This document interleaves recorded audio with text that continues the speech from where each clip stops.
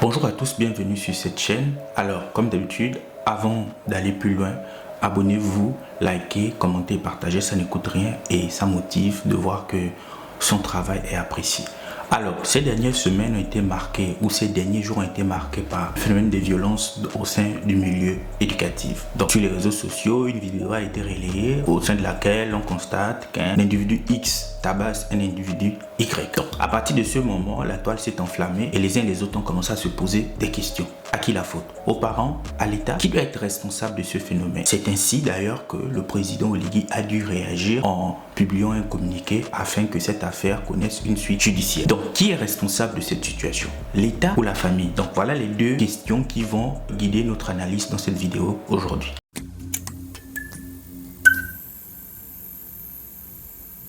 Alors, qui est responsable du phénomène des violences en milieu scolaire? Certains disent l'État, parce que l'État est le garant du bon fonctionnement de la société. Et comme ces violences ont lieu dans les établissements qui sont sous la tutelle du ministère de l'Éducation nationale, certains pointent rapidement l'État en disant que c'est l'État qui doit mettre en place des mesures. C'est l'État qui doit finalement trouver une solution à ce problème. Même lorsque le phénomène a eu lieu hors de l'école, certains estiment que ce sont des élèves et qu'à partir de ce moment, c'est l'État qui doit prendre la responsabilité.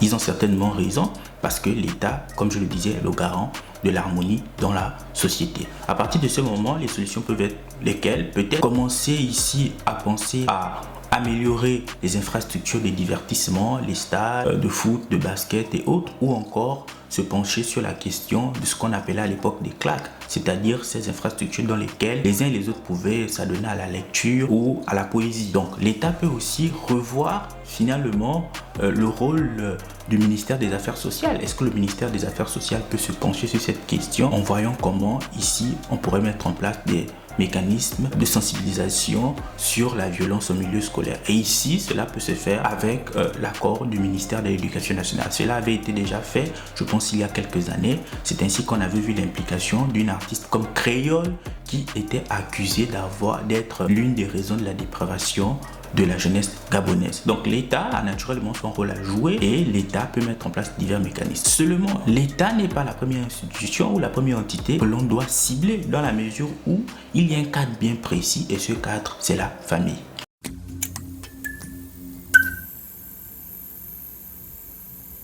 Alors, on peut assigner toutes les critiques à l'État en disant que c'est l'État qui est garant de l'harmonie dans la société. D'autant plus que c'est l'État qui gère les établissements publics dans lesquels les violences ont lieu dans la plupart des cas. Pas toujours, mais dans la plupart des cas, ces violences ont lieu au sein des établissements. Donc certains accusent rapidement l'État en pointant ici l'attitude des dirigeants du ministère de l'Éducation nationale. Seulement, cette critique à l'encontre de l'État, elle n'est pas pertinente parce que l'enfant s'éduque, l'enfant se socialise, l'enfant prend ses marques dans le monde au sein d'une cellule bien précise, la famille. C'est d'abord à la famille de pouvoir inculquer les valeurs. C'est d'abord à la famille de pouvoir expliquer à un enfant que l'on ne répond pas forcément à un acte de violence par la violence. C'est à l'enfant global, c'est à la société, du moins c'est à la famille de fondamentalement faire comprendre à un enfant comment une société civilisée fonctionne. Donc ce phénomène pour moi a pour principale raison la démission des parents. Les parents à Libreville, peu importe le milieu, que ce soit ceux qui viennent d'un milieu aisé ou modeste, les parents ont démissionné. Peut-être dû au fait des difficultés existentielles. Donc cet argument ne sera peut-être pas valide pour ceux qui viennent des familles aisées, puisque quelle serait ici la difficulté existentielle à laquelle ils feront?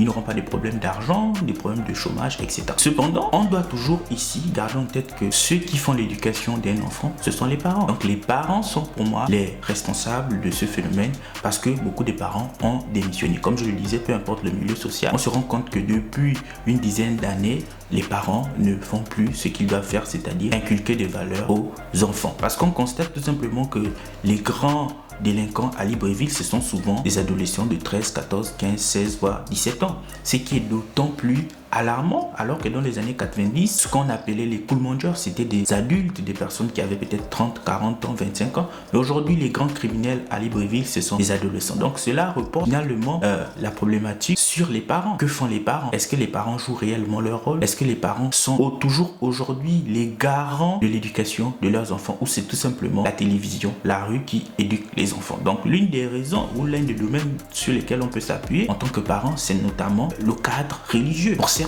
certains, ils estiment que en allant à l'église, etc. Et là, je parle tout simplement afin de pouvoir me faire comprendre. En allant à l'église peut être ici un espace où on peut inculquer les valeurs. L'église pour certains, la mosquée pour d'autres. Et aussi, on peut aussi ici convoquer les acteurs culturels. Les acteurs culturels, notamment ici, je parle de ceux qui sont affiliés à des sociétés telles que le Djobi ou le Bouiti, etc.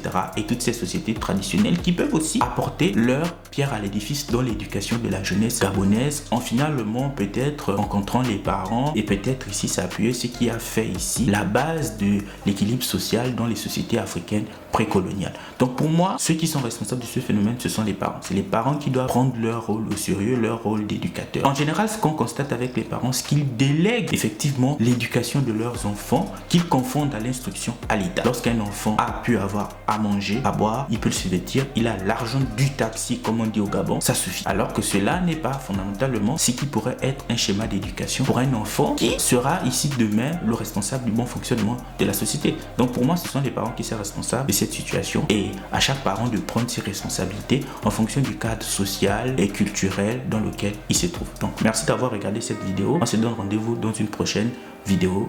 Au revoir.